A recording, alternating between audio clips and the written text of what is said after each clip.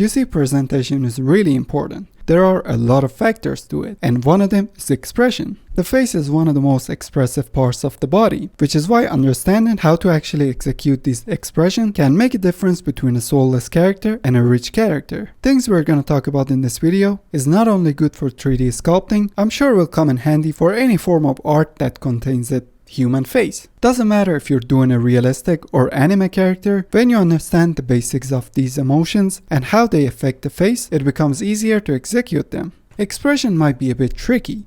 You know, we all have some kind of cliches in our mind, where a smile is like sad, mad, because this was what we drew in kindergarten or something like that. In reality, everything's connected on the face. For example, if I smile, it looks like my mouth is moving, but it also pushes out the cheeks, and in my case resulting to this cute little dimple, which people say is a hot thing to have, but seems to be not working for me.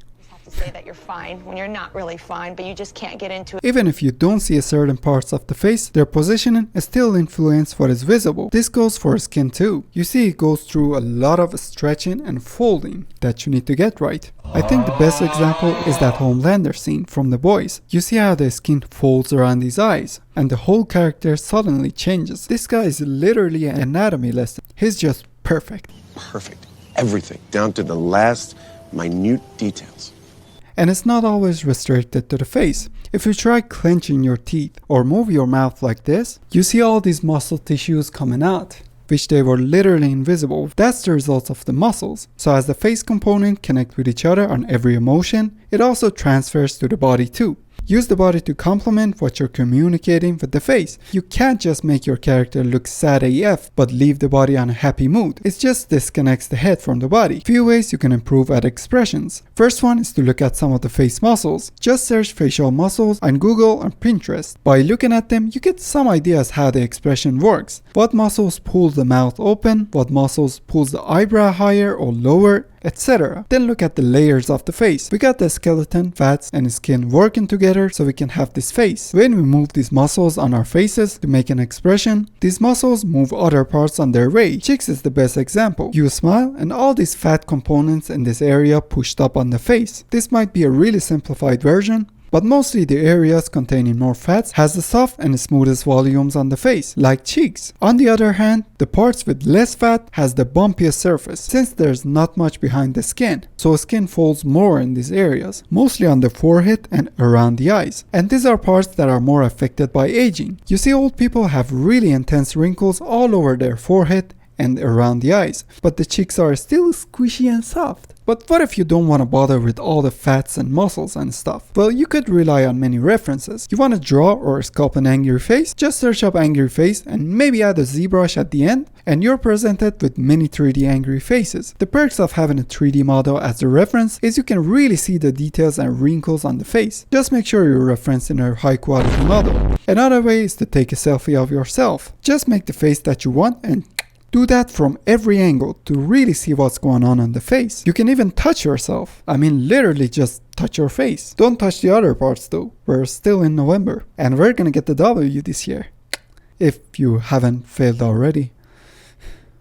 But in my opinion, a better reference would be videos. You can learn much more by looking at a face transitioning into a smile or sadness. This way you can really see the muscles that work, not just a still image. Best place to get these videos is the stock video websites. You just need to type in the expression you want and there you go. I put a link of one of these websites in the description if you want to check it out. Okay, for this video I'm gonna make a simple angry face in Blender. I already made this human head from the last video. You can check out the full tutorial of how I made this on the top right corner. First thing to do is to make sure you're in a low sculpt number on multi-res. We're doing the biggest movements of the face first. Being on a low multi-res number not only makes the job easier, it also doesn't ruin the small details you put on the face before. Using move brush, I slowly drag down the inner parts of the eyebrows. front of the nose stays intact, but the nostrils are affected by the stretchings of the muscles. So using the same brush, I drag up the outer parts of the nostrils. Mouth is where things gets a bit tricky. You see, if you try to move the lips like this, both upper and lower lips gets stretched, and we don't want that. To avoid that, press N to bring up the right menu, go to Tools, Option, and in the auto masking, turn on Topology. Now when you move the upper lips, it only moves the topology around the upper lips, and the bottom lips stays intact. Now you can easily open the mouth. Make sure you're using a big brush and also in a low multi-res number, so it would be easier. I don't open the mouth too much cause it's one of those clenched teeth situations. Cheeks also moves upper a bit and pushes up the skin close to the eyes. So using grab brush, get them closer to the bottom eyelid. Now back to the eyebrows. I increase the multi-res and using clay strip brush, I start puffing up the inner parts of the eyebrows. Most of the skin gets clumped up from top half of the nose to the eyebrows, so we need to take care of that. I pick up clay strip brush and first make a few lines from bottom of the eyebrows. For the first few, it's okay to have the X mirror enabled, but once we get to the next stage, it's better to turn it off to make these folds more random. Now after I turn off X mirror, using inflate brush, I start filling out the center and kinda connect these folds together.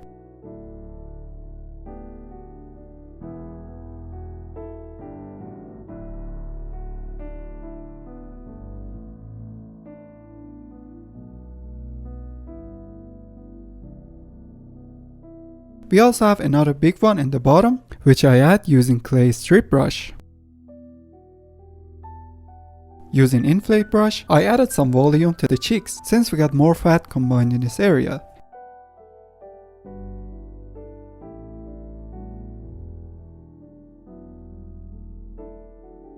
Another thing we need to do is to add some wrinkles to the bottom of the eyelid. These wrinkles are not as intense as the ones on the nose. There's less skin to get folded here. It runs across the bottom of the eyelid and gets loose at the end. Something that you need to keep in mind is that it's different for different age groups. If you look at old people for example, you see we got a lot more of these wrinkles due to the skin being loose. I pick up the crease brush by pressing Shift C and start pronouncing the edges around the nose. Using inflate brush, I added more volumes to these folds to make them more visible.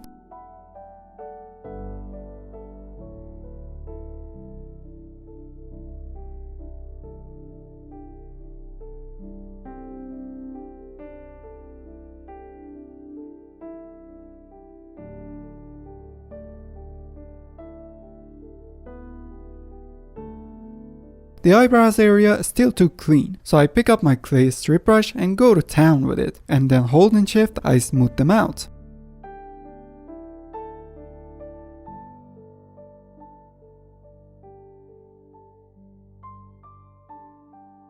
I rotate the head and body, and this is the results. If you find this video helpful, like and sub would be great. Also check out my Gumroad and Patreon page to download the 3D files and real-time videos of making these characters. And I'll see you on the next one. Peace!